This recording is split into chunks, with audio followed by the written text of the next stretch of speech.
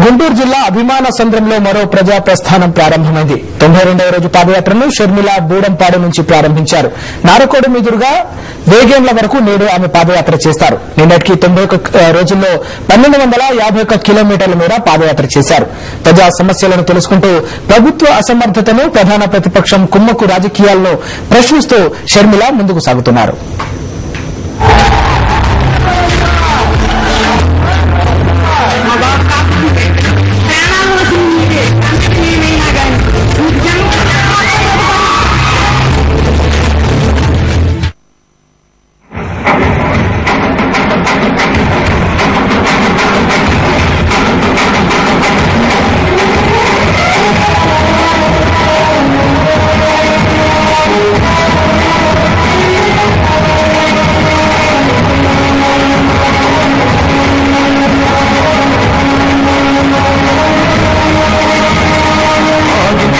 ఎందరినో ఆరోగ్యశ్రీ అభివృద్ధి ఎందరినో